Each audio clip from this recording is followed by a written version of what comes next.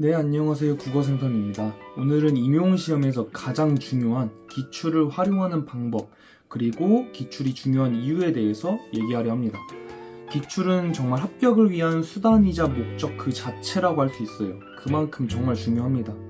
또 제가 짧은 시간에 이 군대라는 제한적인 환경에서 효율적으로 공부하여 합격이 가능했던 이유도 이 기출을 잘 활용해서라고 생각해요. 사실 이론적인 게 잡힌 이후에는 기출이랑 강사분의 모의고사만 활용해서 공부를 했습니다. 그러면 이 기출이 왜 중요하냐? 예전에는 사실 뭔가 와닿지가 않았어요. 이미 나왔던 거는 오히려 출제에서 제외되지 않나? 라고 착각했습니다. 하지만 결국 시험에서 출제되는 내용적인 포인트는 어느 정도 정해져 있어요. 다만 디테일이 조금씩 다르게 해서 반복이 되더라고요. 그리고 그 포인트를 바로 기출을 통해 알 수 있습니다. 제가 이제 교사 생활을 3년 정도 했어요. 출제자의 입장이 되어보니 더욱 알겠어요. 학교에서 중간 기말고사를 내고 교육청에 문항개발을 가다 보니 틀이 어느 정도 갖춰지고 제일 먼저 하는 게요, 지난 시험 자료를 훑어보는 거예요. 즉 기출을 보는 거죠. 그리고 규모가 큰 시험일수록 도전적이고 혁신적인 문제 출제는 불가능합니다. 사소한 오류도 없는 안정감이 주된 목표인데 그 안정감이 어디서 나오냐? 바로 기출에 있냐의 여부 혹은 개론서에 있냐의 여부에서 나오는 거예요. 그렇다면 기출을 어떻게 활용할 것이냐? 방법의 얘기를 하기 전에 임용시험의 역사를 간단하게 볼게요. 임용시험은 1997년부터 시작하여 현재까지 이어져 오고 있습니다. 그리고 시험에서 크게 두 번의 형식적인 변화가 있었어요. 디테일하게 시기가 좀 다를 수는 있지만 제가 지금 말씀드리는 부분이 얼추 맞을 거예요. 1997년부터 2008년까지는 서술형의 형식으로 문제가 출제됐어요. 근데 현재보다는 조금 더 자유로운 느낌의 서술형. 그리고 2009년부터 2013년까지는 객관식 형식의 문제가 나왔습니다. 내용에서 보다 지엽적이고 디테일한 내용들을 많이 물어봤어요. 그리고 2014년부터 현재까지는 기입형, 즉 단답형과 서술형의 문제가 출제됩니다. 다만 서술형이 보다 정제된 형식으로 출제가 돼요. 일단 이 20년이 훌쩍 넘어가던 모든 연도를 다 보는 게 맞습니다. 하지만 시기별로 공부 방법은 차이가 생겨요.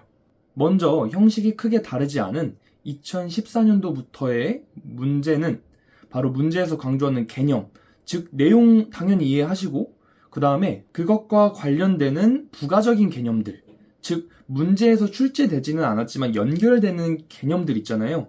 이게 다음에는 어떻게 출제가 될까? 예상해보는 공부를 하시면 됩니다. 그리고 직접 답안을 작성하면서 답안의 형식과 표현적인 부분도 연습을 하셔야죠.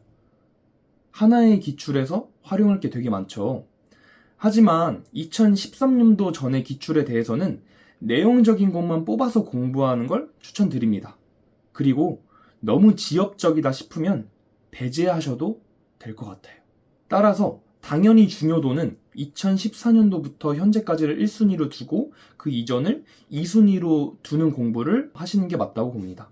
특히 기출문제를 처음 공부할 때는요, 2024, 23, 22년도 이런 식으로 단순히 이렇게 연도별로 나열하는 게 아니라 내용별로 묶어서, 즉 그룹화하여 보는 것이 훨씬 효율적이에요. 예를 들어볼게요. 2014년도 A형 9번에 전미 파생어와 관련된 문제가 나왔어요. 그런데 2010년도 16번에 파생접사라는 서로 연관성이 있는 문제가 나와요. 그럼 이 두 문제 내용 비슷하잖아요. 그러면 연관성 일단 표시를 문제 해두시고 공부할 때 그룹화해서 함께 공부를 하는 거예요. 그러니까 이게 각각의 독립적인 하나의 문제로서 두면요, 공부의 효과가 떨어져요. 그냥 문제 푸는 느낌에서 끝나요. 그러면 사실 모의고사 문제 푸는 거는 다를 바가 없거든요. 근데 이것을 그룹화하고 의미를 부여하면서 훨씬 더 풍부한 공부를 하게 되고 기출을 기출답게 공부를 하게 됩니다. 이게 처음에는 당연히 어려워요. 하지만 우리 기출 한 번만 볼 게 아니잖아요. 두 번, 세 번 점차 횟수가 늘어날수록 이 풍부함 살아나는 게 느껴져요.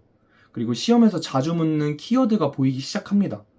심지어는요, 다른 연도에 비슷한 예문이 쓰인 것도 이제 눈에 보여요. 근데 이게 가능하려면요, 단순히 문제 푸는 느낌이 아니라 그룹화해서 의미를 확장시키려는 노력을 해야 합니다. 그리고 기출을 구하는 방법은 이제 한국교육과정평가원에 들어가서 프린트도 하실 수 있어요. 하지만 이게 조금 학교 교사로서 말하긴 하지만 1차 공부의 첫 시작은 학원 교재나 강의 괜찮은 거 있으면 활용하시는 거 정말 적극 추천합니다. 임용을 이미 1년 이상 준비하신 분이라면 혼자 공부하는 게 효율이 더 좋을 수 있어요. 하지만 아직 밑바탕이 잡혀있지 않다면요, 강사의 커리큘럼을 따라가는 것이 초반에는 훨씬 효율이 잘 나올 거예요. 왜냐하면 기출에서 중요한 포인트 위주로 집어주시니까요. 그 바닥에서 되게 잔뼈 굵으신 분들이잖아요. 그리고 앞서 말한 각 문제를 그룹화하는 작업도 아마 해 주실 거예요. 오늘의 정리. 합격을 위해서 기출을 받들고 모셔라. 특히 2014년도부터의 최근 기출이 더욱이 중요하다. 그리고 단순히 문제를 푸는 것에서 끝내는 것이 아닌 각 문제를 내용별로 그룹화하고 출제될 만한 포인트를 생각해봐라. 그 시작은 강사의 잘 정리된 강의나 교재도 괜찮다. 영상 시청해주셔서 감사합니다.